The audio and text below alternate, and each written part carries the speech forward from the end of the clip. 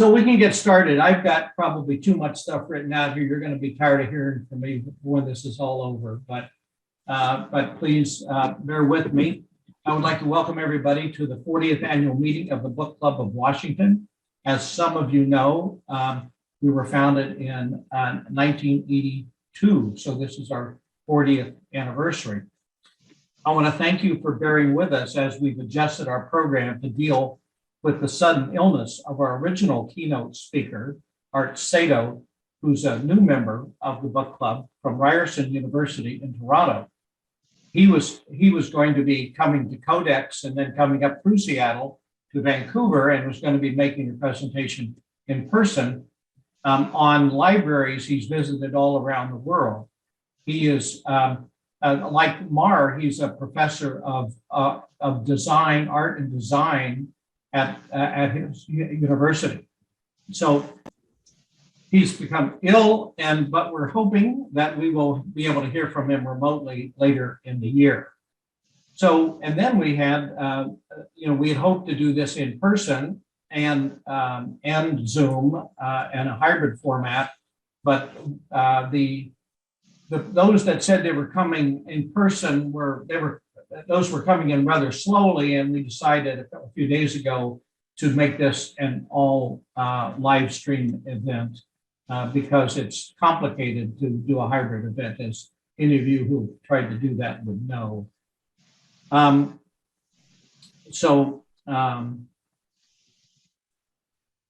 want to give special thanks to Professor Solveig Robinson for agreeing to step in as our keynote speaker today, and to Cindy Richardson for creating and posting descriptions of this event, both responding on very short notice. The logistics for today, everyone should be muted except the speaker and perhaps me. I can't resist. Comments and questions should go into chat, although we should have time for Q&A after the presentations. First on our agenda will be a report by me on the state of the book club, which seems to be an appropriate topic for our annual meeting. I will discuss some past and upcoming programming, highlights of those, and acknowledge extraordinary contributions of the book club by your very dedicated board. The report. Membership. We currently have 110 members, which reflects a steady increase over the last 5 years.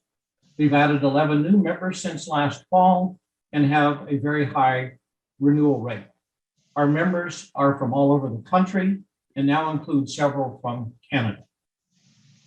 I think part of this has been our programming and the nature of our programming. This has been one of the benefits of COVID, is that we have, and the pandemic, is we've been forced to do things remotely, and it has allowed both speakers and our audiences to attend from really around the world. Financially, we're in good shape thanks to the generosity of our members and our increased membership base. We now have $25,000 on hand at the end of March, which is the best position I can recall for the book club. Programs, we've had excellent programs so far this year. Perhaps the highlight was the presentation by Ross King on his most recent book, The Bookseller of Florence, which I think many of you probably saw. This was co-hosted with the Book Club of California. It was very successful. There were over 175 people registered for that event, and I received a lot of good comments. Plus, it was so much fun. Okay, there are more to come. On May 15, we have a program on the extensive Lewis and Clark expeditions collections at Lewis and Clark College. The presentations by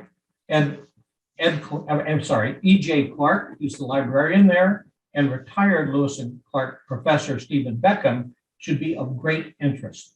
We're co-hosting this program with the Himes and Dunaway Society, our sister organization in Oregon.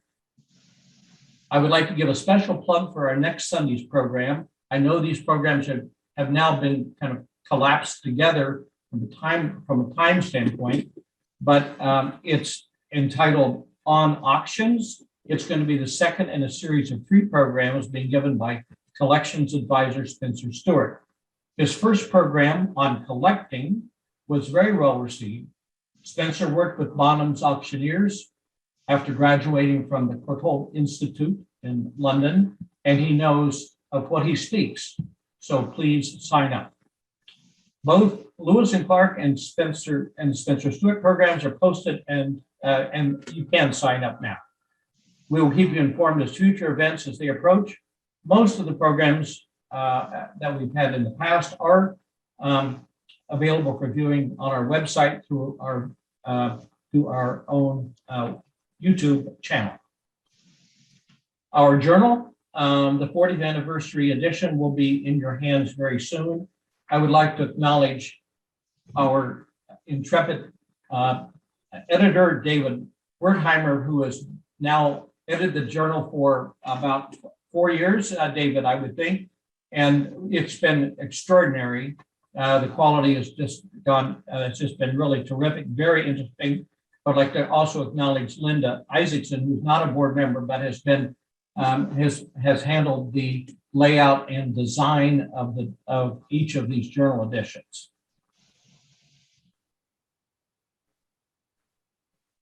Also like to thank, of course, our authors and Claudia Skelton, who takes her proofreading responsibilities very seriously. I would like to acknowledge some individual board members. And I would say this, just when I was asked to join the board, I was taken aside by Lewis Collins, who some of you remember, and was told, you know, this is not an honorary board, this is a working board. And little did I know how true that was. But we certainly have, you certainly have a very hardworking board. In addition to David, I'm going to give special recognition to several of the board members for their unique contributions. For Tim Schmidt, he's our webmaster. He completely replaced our old website and upgraded our systems last year. He did this in about, I mean, we did it from start to finish in about 2 months. If any of you have been through website changes, that's like, wow, I don't know how you can do it so fast. But we were up live and working, and we have a whole new system for handling memberships, which is, you know, it has its issues for some people, but it was always working out, and it's much easier to track a lot of our events and membership base. We're indeed fortunate. He is a professional computer expert, so we're indeed fortunate to have him on our board. Thank Ryan Eyre, who's our secretary. He generates our minutes on almost on a real-time basis, which he handles along with his teaching duties in Aberdeen. Tamara Belts deserves special recognition as our blog editor and generator of profiles for of new and sometimes old members. Tamara has enhanced our community of book lovers. Cindy Richardson, she handles member communications, which has been really an incredible job this year, particularly because of the heavy programming schedule we have. This includes drafting and posting descriptions of our mini events and making sure that our members know about them.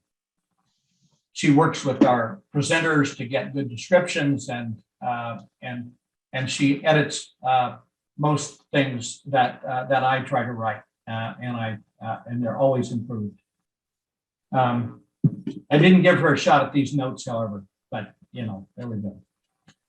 Jane Carlin, although busy with her position as director of the Collins Memorial Library, which I've got to say, shout out here. I've got my swag from the library. Jane has organized several of our programs, particularly those related to the book arts, which has enhanced our exposure to that important constituency. Michael Taylor is head of special collections, or the special collections librarian at Western Washington University. Michael has chaired our very active program committee and is developing a series of programs. I hope I'm not speaking too soon for the book club based on the history of the book course he teaches at Western Washington. It now occurs to me, Mar, that we may be able to enlist you in maybe some of that. So I want to put you and Michael together. You guys are teaching really in the same area. So fantastic. Finally, I would like to acknowledge and recognize Taylor Bowie for his long service on the board and to the book club. He stepped down from the board last year, but he was one of the founding members of the book club, and has contributed in many ways by providing the dealer perspective to the board, to contributing numerous articles on the history of the industry in Seattle, to donating and procuring quality items for our annual auction. Taylor's contributions have been many and much appreciated. Okay. So let's go to the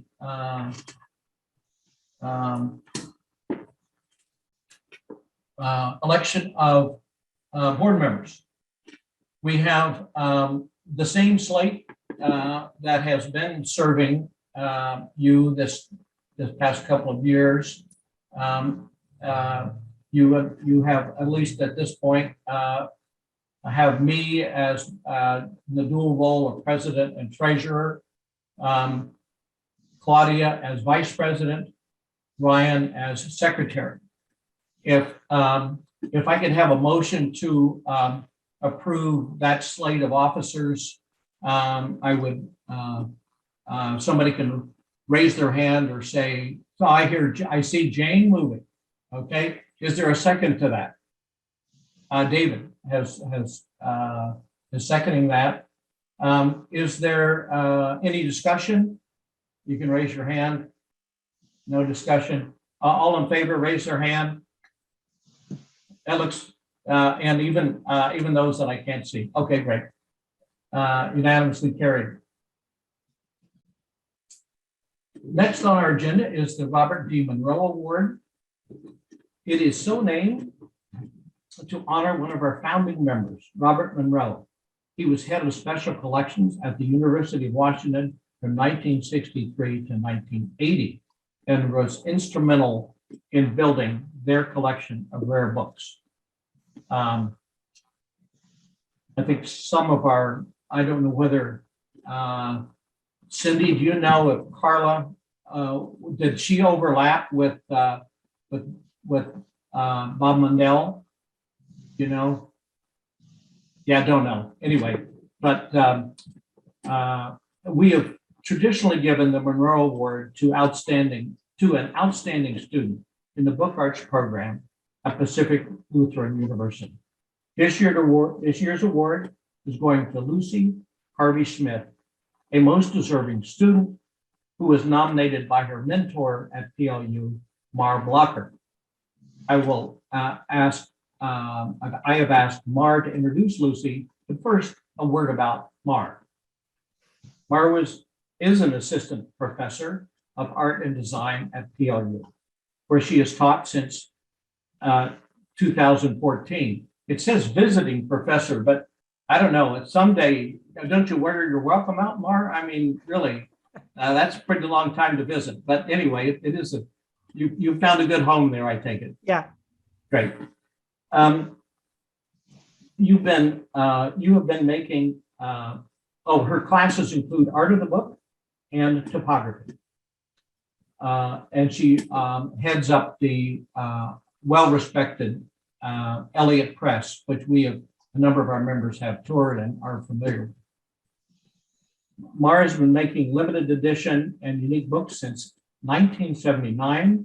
Her work can be found in over 85 public collections and museums, including the V&A, UW Special Collections, the Getty, and the Library of Congress. Mar is president of the Book Arts Guild, a regional organization for book artists and enthusiasts, of which I believe Jane is also on the board or very involved. And Jody, I see Jody there. I'm sure Jody's involved in that organization as well, and others. And on the executive board of directors of the College of the College Book Arts Association. So Pacific Lutheran University must be very glad to have you there on their faculty and you. I know that Jessica Spring ran the press for many years, and now you're doing that as she has retired to other ventures. So delighted to have you. And why don't I just turn it over now to you to introduce Lucy. Okay, thank you. I just want to correct that I am not currently the president of the Book Arts Guild. I stepped away from that about a year ago, and but I am still active in the Book Arts Guild.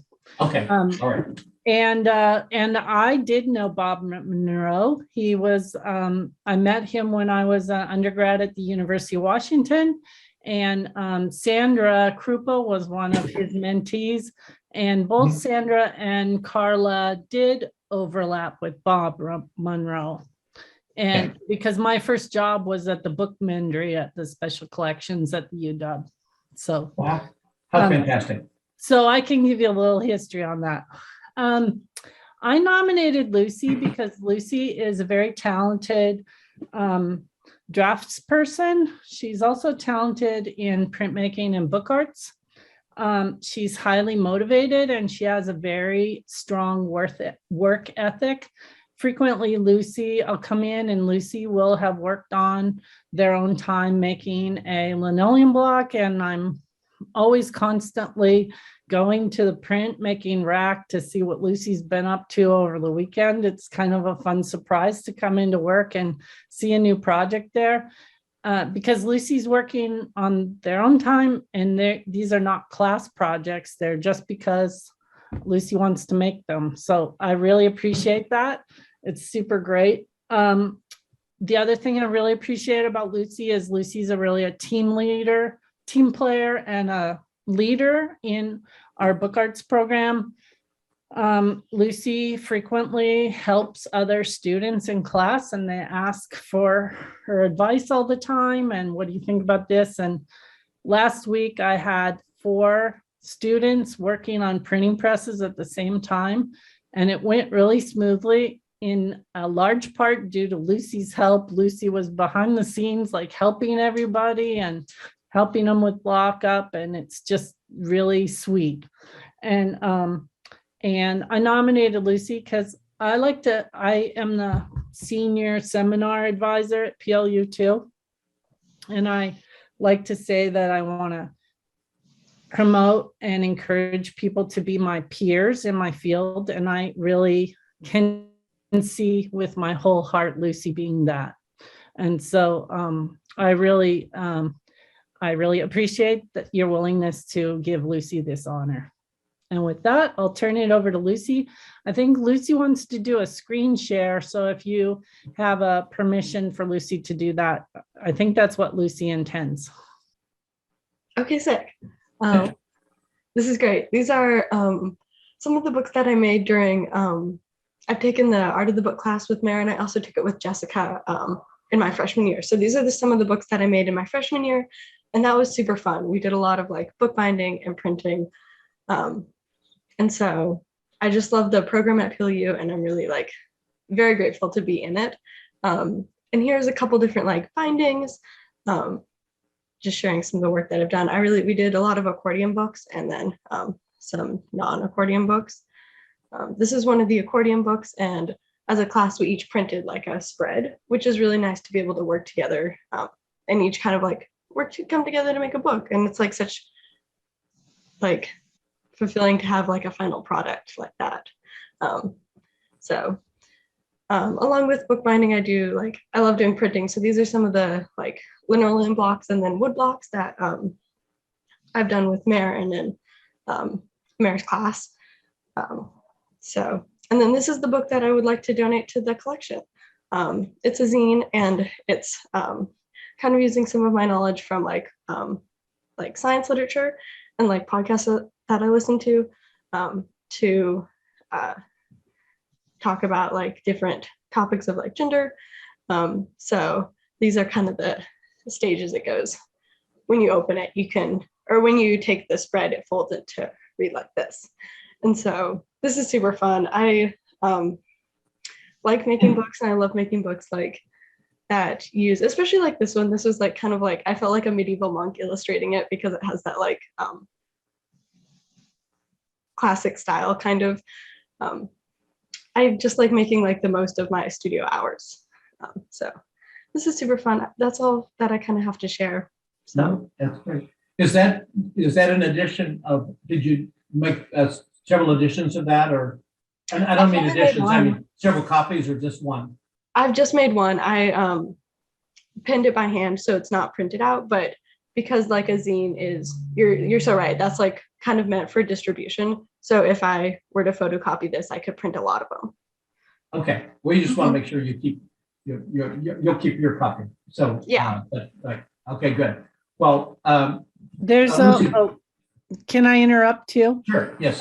Lucy also did a broadside for the visiting readers writing series at PLU, and the Elliott Press printed it. Lucy illustrated it, and then the poet Jane Wong signed it along with Lucy. So that's in her little ephemera thing too.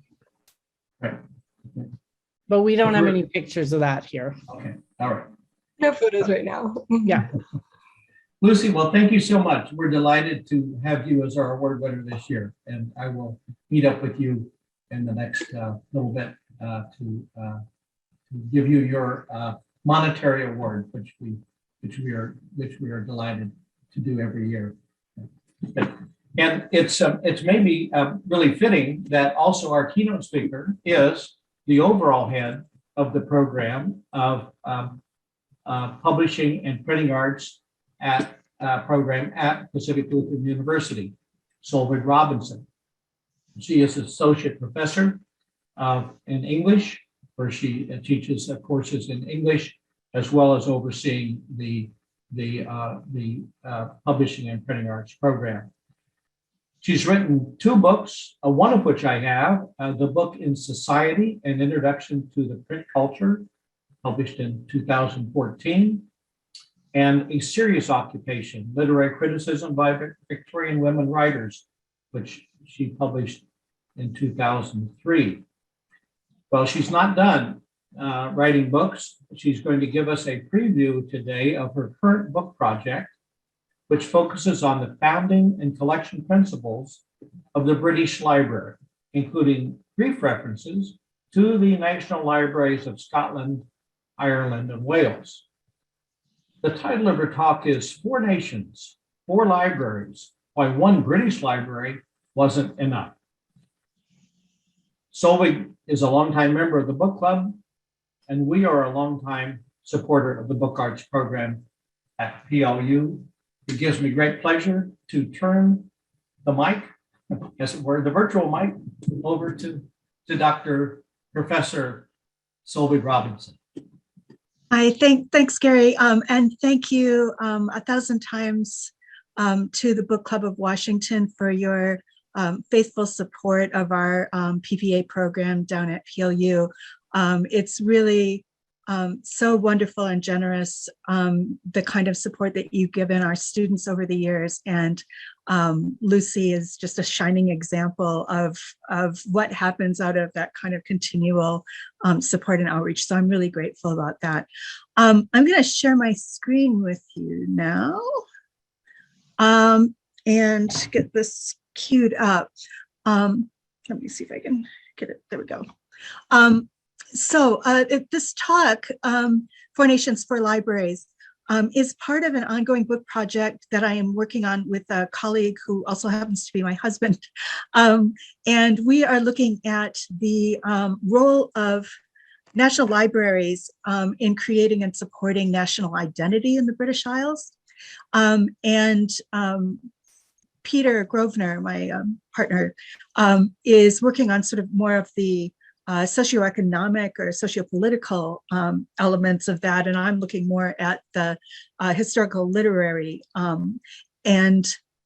Between us, we're sort of thinking about, well, you know, what is a national library? What does it do? And what has its role been over the last couple hundred years in the British Isles. So this talk is kind of, what I'm going to be talking about is how these libraries got sort of started and established. I'm hoping that you'll get a kind of sense of how complicated it is to have a national library, especially in a state that has more than one sovereign state within it. So I hope you'll find this interesting. Okay, 4 nations, 4 libraries, why one British library wasn't enough. From the mid-1830s to the 1860s, the British Museum Library repeatedly lobbied Parliament for more funds. The principal librarian, Sir Anthony Panizzi, had what French journalist Georges Perrault described as an obsession. He wanted to make the British National Library superior to the National Library of France. As Panizzi explained in repeated parliamentary hearings and in greater detail in an 1845 pamphlet, the British Museum Library was not yet an institution worthy of its sponsor. The collection of printed books in the British Museum is not nearly so complete and perfect as the National Library of Great Britain ought to be, Panizzi argued. Why should Englishmen limit the number of books to the size of the building rather than enlarge the building in proportion to the number of books which the National Library of Great Britain ought to contain? Yes, he admitted the cost of such an expansion would no doubt be great, but so is the nation which is to bear it. After all, he concluded, what might be extravagant and preposterous to suggest in one country may be looked upon not only as moderate, but as indispensable in another. Panizzi eventually succeeded in creating one of the world's greatest libraries, and historian Ian Willison credits him with establishing the very idea that a national library could be one of the major catalytic agencies in the modern world of politics and culture. But Panizzi's achievement not only drew praise, it also inspired envy. The other nations that made up the United Kingdom in the 19th century, Scotland, Ireland, and Wales, all looked towards the British Museum Library in London and wondered just exactly what their share was in a national library that was so remote from their citizens and their interests. As a writer in the Glasgow Herald put it, art and literature cannot be centralized to the extent of having only one center for the British Empire. A British museum at the Antipodes would be nearly as useful to the people of Scotland as one in London. Thus, from the middle of the 19th century onwards, the constituent nations of the UK increasingly insisted on the logic and justice of establishing state-supported museums and libraries that would address the distinct needs and character of their local populations. One British library wasn't enough. When Anthony Panizzi joined the British Museum Library as an assistant keeper of printed books in the 1830s, the institution he joined was far from the great international research library that we know today. And for simplicity's sake, from here on, I'm going to refer to the institution in London as just the British Library, even though it didn't officially take that name until 1972. The British Library was founded in 1753 with core collections from both bibliophiles and various royal libraries, and it had been managed in a very slapdash fashion for its first 70-odd years. The library contained an idiosyncratic and chronically underdeveloped collection of only about 235,000 volumes, and access to the collections was largely restricted to scholars and dilettantes. Journalist and Member of Parliament William Cobbett was probably not alone in his dismissal of the entire British Museum complex as a place intended only for the amusement of the curious and the rich. The original reading rooms were grossly inadequate, even for the original highly restricted clientele, and the numbers who sought admittance were increasing exponentially year on year. Renovations in 1838 increased the number of reading room seats from a mere 120 to around 300, but there were already approximately 30,000 readers' tickets in circulation. The author Thomas Carlyle complained at about that time that he had actually been reduced to consulting a book while perched on the steps of a library ladder, and he complained to a royal commission that the British Library's bad air and crowding invariably reduced him to museum headache. Now, Anthony Panizzi didn't care very much about individual readers' complaints, and he turned down Carlyle's request for a private study room when he was at the library.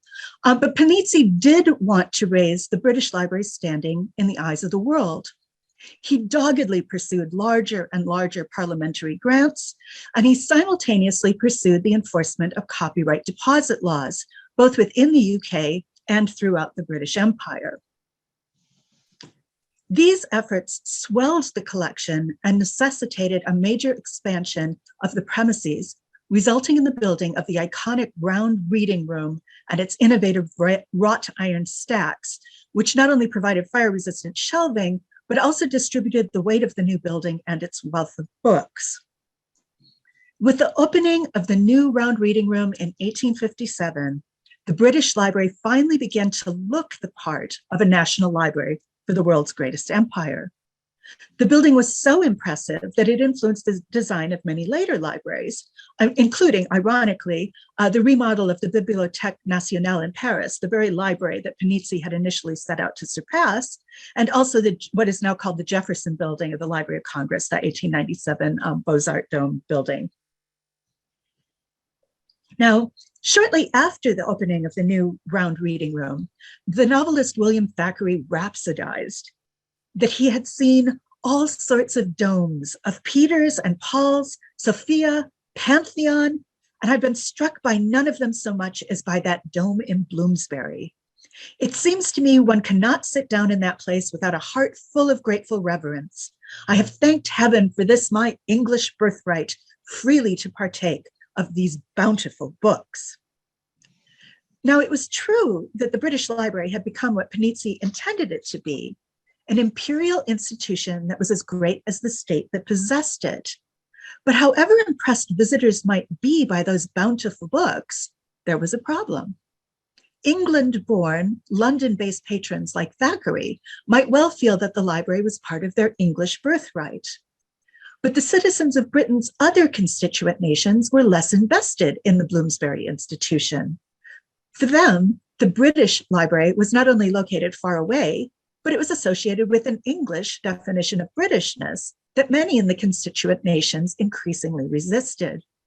There were 4 nations in the UK, so why not 4 national libraries?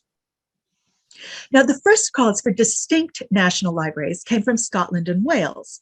By the mid-19th century, Scottish Romantic nationalism had already begun to find expression in such activities as Burns clubs, bringing in the haggis, the adulation of Walter Scott, and the staging of Highland festivals. And Scottish nationalism was rapidly consolidating in the face of English anti-Scottishness. Scottish nationalists began to complain about the inequities of UK tax collection and expenditure, calculating that they were contributing far more to the Westminster purse than they were receiving in goods and services. One group, the National Association for the Vindication of Scottish Rights, issued a manifesto in 1853, asserting that where the affairs of one nation are managed by the men of another, then is the nation neglected or misruled. Patriotism is unknown, and a treacherous and mechanical policy is substituted for a fostering and righteous rule. I wish I could do that with a Scots accent, but I can't. Scottish nationalists insisted on the value and uniqueness of Scottish traditions and institutions, a distinction crystallized in their response to the Crimean War in 1854-1855. What is it, the Scottish Rights Association asked in an 1854 tract, that will cheer our gallant countrymen to the assault of Sebastopol? Will it be the roast beef of old England or Auld Lang Syne? The Walter Scott centenary in 1871 provided another focus for Scottish nationalist expression and prompted renewed calls for the establishment of distinctly Scottish state institutions, including a national library. At about the same time, the first call for a Welsh National Library came in 1860 from Thomas Gee, who was editor of the radical newspaper Ifaner, which means the flag or the banner. Ironically, a library dedicated to Welsh language and culture had actually been created back in 1753, the same year as the founding of the British Museum. However, That library had a very major disadvantage as a National Library of Wales in that it was located in London. After decades of debate in the early 19th century about the standards of Welsh education and the status of the Welsh language, Thomas Gie's call for a new National Library of Wales and in Wales heralded the beginning of sustained pressure on Parliament to establish and support Welsh national institutions.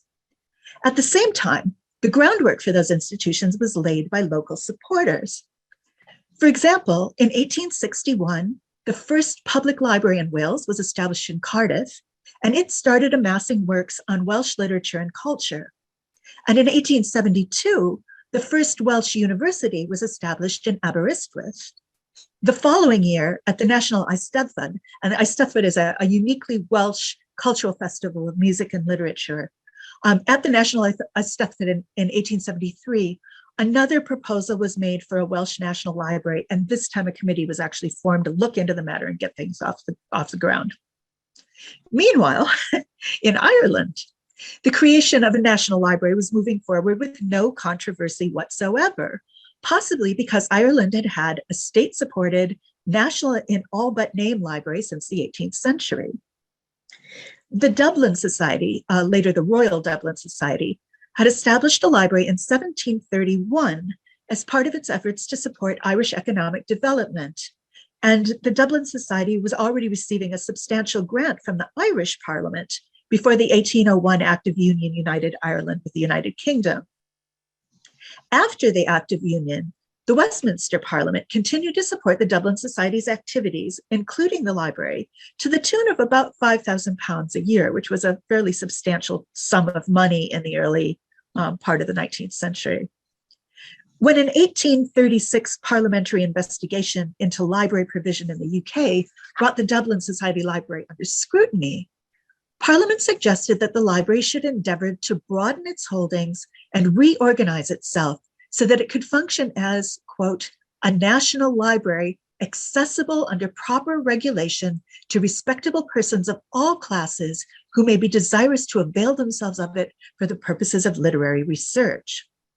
Now, this 1836 charge is the earliest example I have found of official recognition that other libraries besides the British Museum Library might have claims to be national in scope. That acknowledgement, combined with the parliamentary grant, may help to explain why the Irish press was virtually silent on the topic of an Irish National Library at this time in history.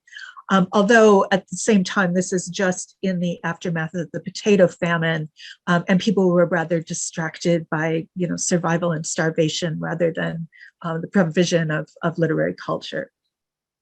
However, by the time we get to the 1870s, debates about national institutions in all of the constituent countries have become noisier and noisier. The Home Rule movement began to catch fire in both Ireland and Scotland, and Welsh nationalism began to coalesce around the education and Eisteddfod movements. It was in this period of the 1870s that the Irish Home Rule movement saw a swing from unionist to separatist sentiment.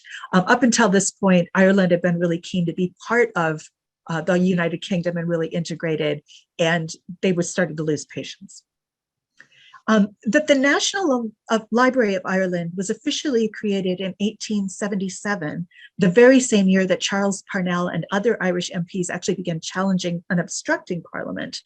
That might be a coincidence, but in the absence of other evidence, it seems plausible that granting Ireland a national library may have been a relatively small bone to throw to the Irish in the hopes that they would just sort of simmer down and not become increasingly revolutionary. In any event, the 1877 creation of the National Library of Ireland seems to have been fairly uncontroversial. Neither the London nor the Irish newspapers took any particular notice of it. There's a few announcements, and that was just it. However, where the Irish National Library did garner press attention was in Scotland and Wales, who began to feel aggrieved about the parliamentary grants that supported Irish national institutions. And ironically, it was the creation of the Scottish Office in 1885, an office, a government bureau dedicated to Scottish affairs based in London. So it was the creation of the Scottish Office in 1885 that caused the Scottish press to become increasingly vociferous. While the creation of the Scottish office might have been taken as Westminster's tardy recognition of the importance of Scottish issues, Scottish nationalists instead interpreted it as a threat to their local autonomy. If London was going to reach its tentacles northward, then Scotland needed to resist by reasserting its claims to locally administered but still government subsidized national institutions. A Scottish National Library became a pressing need, and the unanimous candidate to form the basis of that library was the Advocates' Library in Edinburgh. Now, the Advocates' Library had been founded in the 1680s for the lawyers or advocates who acted in the Scottish courts. Although the collecting principles of the Advocates' Library were never intended to be comprehensive, many members of the governing faculty of advocates were also bibliophiles. For example, Walter Scott was both a member of the faculty and also one of the librarians of the Advocates' Library. Over the centuries, since the 1680s, many bequests and items of significant Scottish historic value had broadened the library's holdings. And so there was books and manuscripts and ephemera and all sorts of things. Additionally, the Advocates' Library was one of the original copyright deposit libraries in the UK. So the library also contained one of the most comprehensive collections of printed matter in the British Empire. However, copyright deposit had proved to be a double-edged sword. By 1719, just 10 years after the first Copyright Act in the UK, the Advocates' Library had already run out of space. And by the mid-18th century, 1750s, 1760s, it was nearly overwhelmed. There were reports of books being piled on the floor and stacked in the cellars, and the faculty were increasingly concerned about the risk of fire and hopelessly behind in cataloging. New and expanded premises barely made a dent in the problem, and the faculty were forced to consider whether they should surrender their copyright deposit privileges. However, testimonials such as Thomas Carlyle's in 1874 that the Advocates' Library was, quote, incomparably the best of all the libraries we have in Scotland, and in fact, the only library worth calling such, made the faculty of the Advocates' Library really hesitate to do anything to decrease their library's comprehensiveness. Also, the notion of buying materials that would otherwise be provided free via copyright deposit definitely ran counter to the Scottish disposition towards thriftiness. So rather than giving up their deposit privileges, the advocates instead proposed another solution. Since the copyright materials were provided at the behest of the government in Westminster, Westminster should pay for their housing and upkeep. And to this end, in 1889, the Glasgow Herald took up the call for a Scottish National Library with the Advocates' Library as its nucleus. The Herald pointed out that the Advocates' Library's unique collection meant that anyone who wanted to write a full and authoritative history of Scotland would virtually be compelled to reside in Edinburgh and gain access to the library. The Herald further urged that imperial discrimination against Scotland in the distribution of imperial money must be rectified via the funding of this essential national institution. Scottish members of Parliament have been very attentive to the fires of England and Ireland, the writer noted, but they have cared little about the warmth of the domestic hearth. It would not be enough for Westminster just to provide a fairer appropriation to Scotland.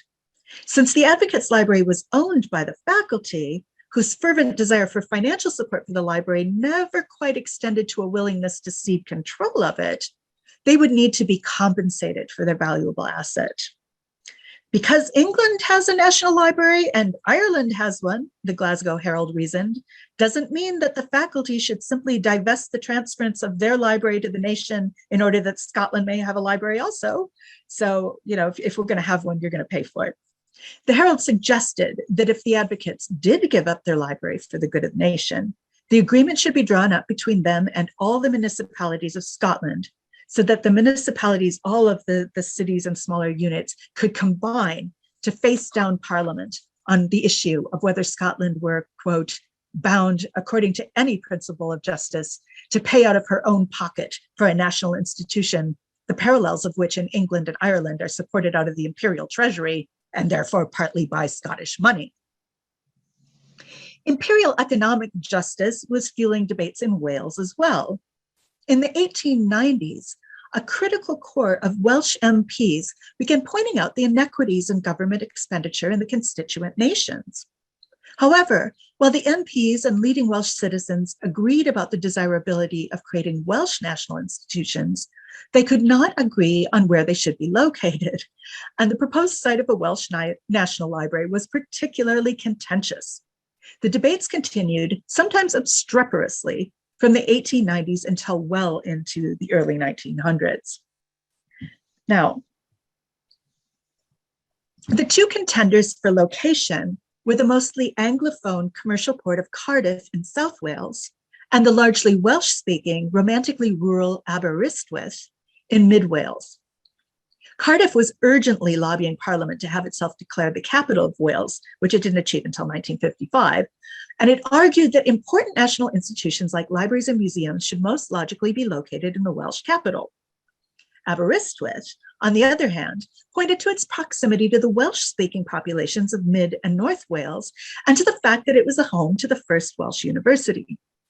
The regional papers in Wales were unabashedly partisan, and their squabbles were crystallized in a much reprinted cartoon from 1899, which shows Aberystwyth and Cardiff in the gown of a sort of Welsh lady's traditional costume, arguing over bookshelves. Now, on the Cardiff side, the Weekly Mail sneered that if, as Aberystwyth supporters claimed, it were necessary for a national library to be in some quiet place, then perhaps the British Museum Library ought to be moved to Capel Curig, which is a remote Welsh village in the heart of Snowdonia. Cardiff, the Weekly Mail pointed out loyally, was the center of more than half of the population of Wales and in direct communication by rail with the other half, advantages that no other Welsh city could claim. And indeed, Aberystwyth is still the end of the line and almost impossible to get to. You basically have to go to Birmingham from any place else in Wales and then cut across back into Wales to get to Aberystwyth. It's silly. If the library were located in Aberystwyth, the Weekly Mail argued, only a small number of scholars would visit it in any given year, and the value of the library in consequence would be lost. If Aberystwyth won the library, Wales for all time will feel its loss, and future generations will have cause to regret our blunders and stupidity. Now, Aberystwyth is charming and beautiful and gorgeous, and it's worth going to Birmingham to get there, but really, you really have to want to get there. And once you're there, you go to the library or the university and you look at the seafront, and then you go to bed. So the Northern Welsh Gazette struck back about these claims. Alas for Cardiff, the paper scoffed, but the city's bid for the National Library was specious. Cardiff might be the center of a vast industrial population and very rich, but so what? The Welsh Gazette somewhat prissily explained that a national library, in the sense that the British Museum Library and the Edinburgh and Dublin libraries are national libraries, is not a place where the masses congregate. It is a place merely used by students and scholars. I love the use of merely there. Furthermore, for all its supposed wealth, Cardiff had failed for decades to build a home for the South Wales University College, and it was offering a mere £3,000 a year towards the cost of a national library, an insignificant sum compared to the £600,000 already amassed by Aberystwyth. The Mid Wales paper, the Aberystwyth Observer, also weighed in, pointing out that while Cardiff had money, it also had only a small Welsh-speaking population. A Welsh library is of no use whatever to a population that cannot read Welsh, it stated, reminding readers that the Welsh-speaking people are not at Cardiff, but in Mid and North Wales. The Welsh-speaking people are not in Cardiff. It's more, I can't do a Welsh accent very well anyway, and my husband would probably kill me if he could hear me just like that. So on one topic, though, the Welsh papers did agree, and that was that wherever the National Library of Wales ended up being located, it should be supported by a grant like the one given to the National Library of Ireland. All the papers reported avidly on the efforts of Welsh MPs William Jones and Herbert Lewis to secure an equitable share of government funds for Wales. The Cambrian, a southern paper based in Swansea, compared Lewis to Oliver Twist, boldly asking for more. Similarly, the Northern Rill Journal opined that the justice of the Welsh plea had been admitted by successive governments, and the concession is only a matter of time. And the Western Mail, in an article cynically entitled "Save Us from Our Friends," asserted that Cardiff shouldn't be expected to pony up for a national library when it was the obvious duty of the government to support such an institution as it did in England and Ireland. As it happens, the difference in the grants made to Wales versus the other constituent nations were indeed striking. In 1903, MP Lewis testified that of the £400,000 allotted annually for British museums, libraries, and galleries around the entire United Kingdom, Wales received only two sums of £26 each towards an exhibition in Cardiff and other small doles of similar character. When the government in Westminster suggested that the Welsh should be satisfied with the offerings of the British Museum in London, Lewis objected that since the British Museum belonged equally to Scotland and Ireland, he elided England there, it did not address the fundamental injustice with which Wales had been treated. And besides, the British Library neither systematically collected nor catalogued Welsh material, either about Wales or in the Welsh language.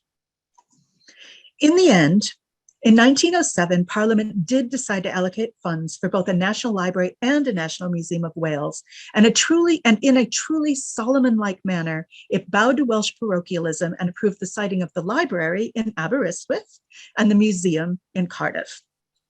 Not mollified by receiving half the riches, the Cardiff Times warned that the weakness of Wales has always lain in its divisions, and in future years, the student will regret that Wales divided its forces by placing the National Library at Aberystwyth away from the great bulk of the population and the National Museum at Cardiff.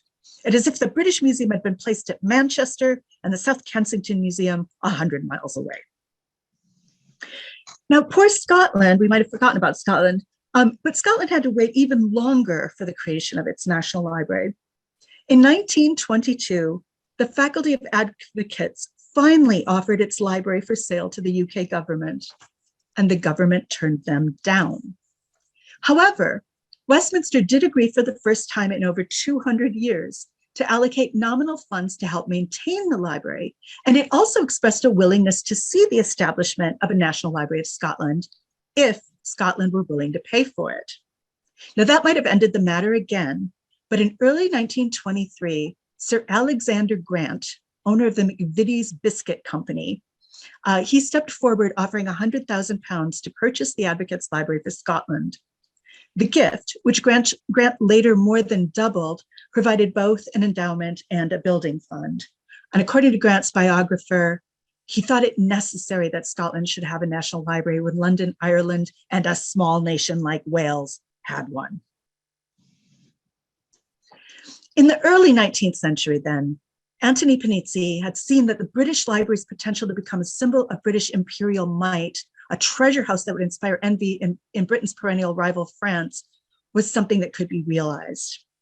Cosmopolitan, London-based British citizens like Thackeray may have shared Panizzi's pride in the library's holdings and in its splendid architecture, but it's clear from debates in the press that the British Library did not inspire the same kind of feelings in other parts of the UK, especially outside of England. The constituent nations of Ireland, Scotland, and Wales wanted libraries that expressed their own distinct cultures and histories within the larger imperial project. And they wanted those libraries to be funded in an equitable way that reflected each nation's contributions, both financial and otherwise, to the greater union. If an essential function of a national library is to preserve and elevate the literary culture of its supporting state, then an enormous and anonymous library located far away from that living culture is bound to feel insufficient. The Irish, Scottish, and Welsh arguments for national libraries show that sometimes size really doesn't matter. The institutions they wanted were not necessarily bigger or better, but theirs. Thanks.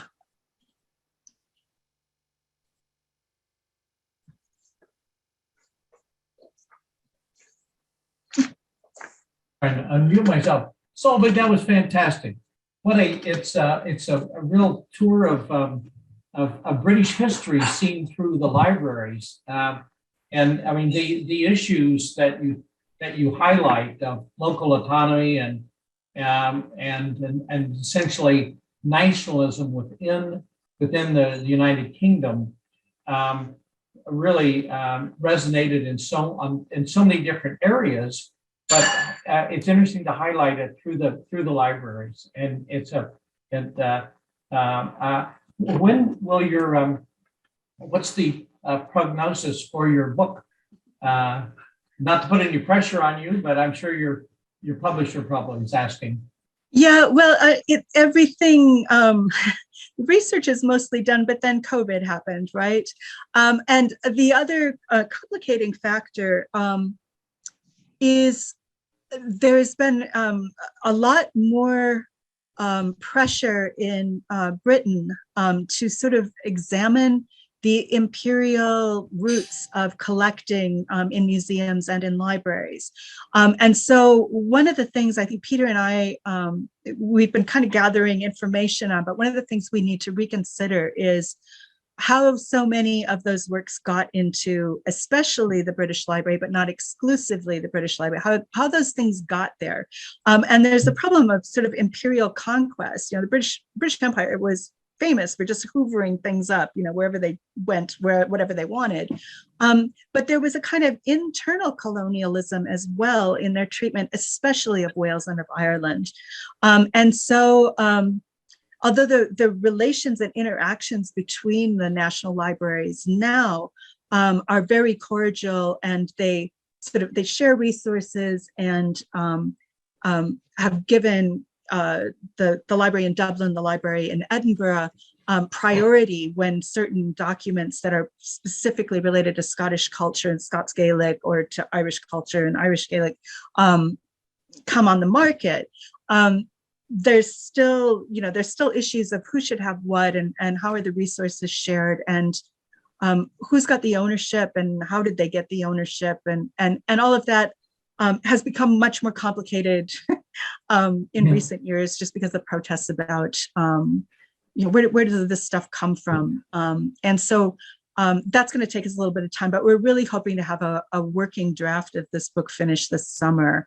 The research is essentially done. But I'm one of those terrible scholars, like every time it gets close to needing to write something, I think, no, I really need to read another book. So what I just told you is my procrastination strategy, I think. But it's something that's still happen. Right. I'm trying to blow this up so get a bigger view here. And I want to compliment you on your Welsh. Those are not easy words.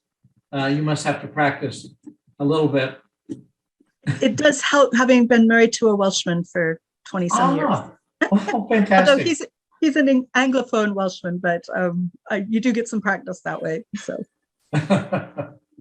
Well, he's going to correct you if you're wrong. So there you go. So his brother will, that's for sure. Oh, I see. Oh, okay. Great. So do we have any questions for Solveig? Yes, I see Brian's hand went up first. Brian? Yes, two questions. You mentioned the British Museum along with the British Library. Are those still associated, or are they two separate entities now? And the second question is, when did the King's Library become part of the British Library? So the King's Library, I believe, came in 1802, 1803. It was somewhere in there under the Regency, because George IV wasn't all that interested in books and couldn't be bothered. So he gave us all of his father's stuff, let's get rid of that. But there were earlier royal libraries were part of the 1753 collection when the British Museum, including the British Museum Library, were established. The two institutions are still linked in their history and in some of their coordination. But in 1972, the British Library hived off as a specific independent institution. And then with the opening of the new library premises near St. Pancras, that really has made more of a separation. And so that gorgeous round reading room, which was a place that both my husband and I did some of our doctoral research, I had the privilege of working in that amazing space that Marx and Wolf and everybody else had been working in for all those years.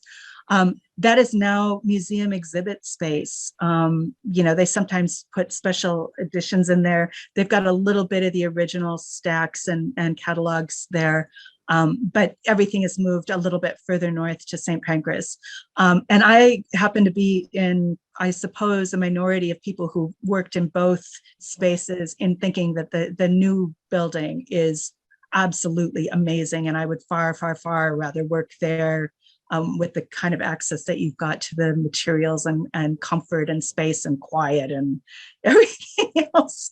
The reading room was amazing, but I got my own museum headaches like poor old Thomas Carlyle. So, does that answer your question? Yeah, it is a fantastic space. There's where they have their special collections or their exhibit is just extraordinary. I assume that it changes from time to time. At the time we were there, and then they have that whole column in the middle of that the book column of books. Yeah, I guess you can go inside, which we couldn't, but it's got to be multi-stories and quite a dramatic feature of that building. So, nobody goes in except for the keepers and rather high level keepers at that. Yeah. But you can sign up for tours of their restoration and preservation center, which is located behind the main part of the library, and that's fascinating. And you know the riches that are in that collection, it's jaw dropping. I've always just loved working there. So. Yeah. I think there's a question from Robert Walls. I saw a hand up. Hi, yes. Thank you for your description of these wonderful institutions that I can only hope that I'll be able to visit in the future. I haven't been there yet. And I guess what as a user of libraries, I can't help but wonder what kinds of those illustrations showed, a certain class of individual who's using the variety of libraries. And I can imagine that there are might be issues of who is allowed to go in there aside from students, scholars, and respectable citizens. Were there controversies over types of individuals or individuals who represented certain groups that might be considered too subversive to the imperial designs of each individual library, or good question. The British Library, the British Museum Library, was initially restricted only to scholars who got a letter of recommendation from one of the board of trustees of the library, and most of those people were professors, members of parliament, and titled nobles, right? So initially, the library was this national library was very limited in who was there, but it also had a very limited collection. Women were restricted. There was only sort of one woman who had a reader's ticket in the first, 70 or 80 years of the library's creation. So, and then once the library became more generally accessible, women were restricted to a particular section of the room because their clothes got in the way and they were noisy, of course, and yeah, so there are all kinds of, I've got a friend who's a Victorian studies person who did a hilarious article about women trying to get into the reading room in the British Library and the uproar and the horror. Punch magazine had a lot of fun with that. But now, so it would have been restricted to educated people who could be vouched for. But now all of the libraries are very concerned about open access. And so, for example, the National Library of Wales provides access to all of its databases to anybody who lives in a postal code in Wales, which means you can get on the internet and click through and access everything that they've got. So they don't have a wall down between it. Scotland, the National Library of Scotland has done similar stuff and is actively engaged in outreach through the public library system in Scotland to make sure that people appreciate that this National Library is not just a repository for scholars and people like me with PhDs, but for all of the people, and it is all of their history that's recorded there. And they've been, for example, there's been debates over the last 10 years or so about Scottish independence, and they've been very carefully collecting ephemera and electronic media and storing tweets and everything about all of this sort of everyday life in Scotland and the course of the nation. So all of the buildings are much more open. That creates some problems. If you ever do get to the British Library in the summertime, the hallways and the reading rooms are choked with undergraduates and high school students who are busy listening to shit on their headphones and, you know, watching videos instead of reading the books. And it drives you absolutely batty sometimes. But it's the people's library, and I'm a foreigner coming in to visit. So I'm just grateful that I've got a reader's ticket and I can go into the special collections and put my gloves on and, you know, not hear any of the noise out in the hallway. But in promoting use to show that it really is a national democratic institution, it means sometimes there's overuse. But it's open. Yeah. Thank you. I thought I saw another hand up. Tim, did you have, who did I saw another hand up? Yeah, I did have a question. So wonderful presentation, really enjoyable, amazing.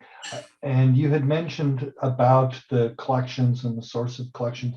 Did you do any research on that side of things, about the actual where the collections came from, their sources and yeah, and in the book, you know, in each chapter on each library, those kind of details will be there. One of the things that's been really interesting about researching this topic is that most of the works of, and please, nobody here be offended, right? But most of the works about the National Libraries have been written by librarians, and often librarians who work for the National Library. And frankly, they don't know how to tell a good story. You know, so you end up with a list of, here are all our donors and bequests, and like, so what? You know, so what about who those people were? Tell me something about what they gave and why it's important. Tell me something about the story. How did this expand the collection? And so one of the things Peter and I are really trying to do in crafting this is not simply reiterate each library's, you know, standard press potted histories on their websites, but to try and flesh those out and look at some of the things that are unusual. So anyway, we're trying to make it a more lively story that, you know, people who love books generally and maybe aren't completely taken with cataloging principles, for example, still find interesting. And to that end, one little factoid that I can't get into this talk, but I just think is really fascinating. When the National Library of Ireland was trying to put its catalog together, and of course, cataloging for such a huge library is perennially running behind. And before we had digital options, you know, you were trying to set things, and by the time you got them set and proofread, you already had to cut them apart and put other things in. So one of the ways that they were getting the cataloging done in the early 20th century was asking for volunteers in prison who were literate to catalog, transfer catalog data over. And that's going into our book somewhere. I think that's just really interesting, you know, but it was something I kind of stumbled across in a careful read through every one of the annual reports for the Board of Trustees for the National Library of Ireland, which, you know, board meeting notes usually isn't very interesting, but every once in a while you find something that's a gem. And we're going to try and put some of those sort of fluky, interesting human interest, how does this really get done stories in there. So it's not just all about shelf marks and press marks. Yeah. Thank you. It's a little like the Mad Men and the Professor and the OED. Yep. And of course, the Irish were quite literate, and it doesn't make any difference whether you were a crook or not, you were probably still quite literate. Yeah. One of the other things I would note is that I think the British won in the National Library contest over France. The French New Bibliothèque is quite remote and really quite cold.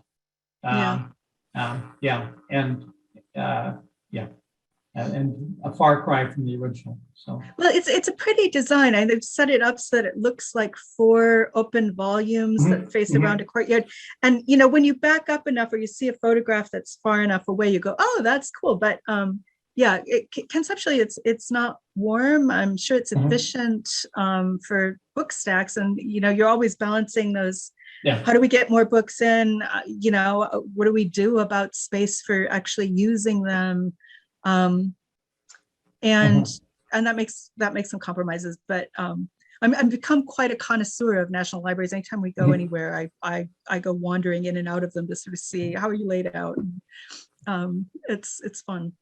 Well, what a great topic to be researching and writing about. I want to thank you again for stepping up and sharing this with us. It was just so interesting, a wonderful way to spend a Sunday afternoon and keynote our annual meeting.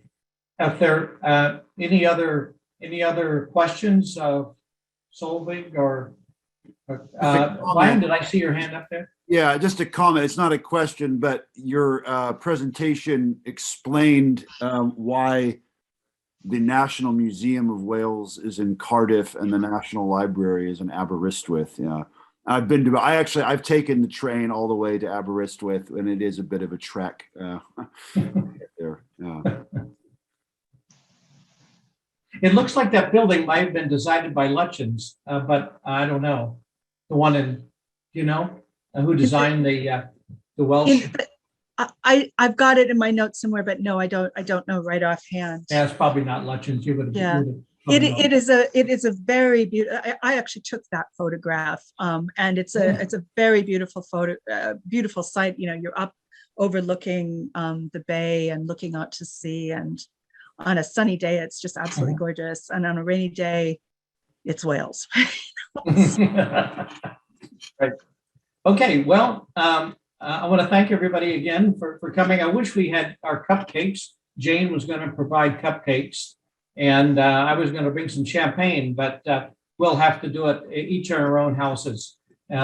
Maybe we'll be. Maybe we can get together. We're trying to plan for for our holiday dinner, which if we have it, will probably be in November.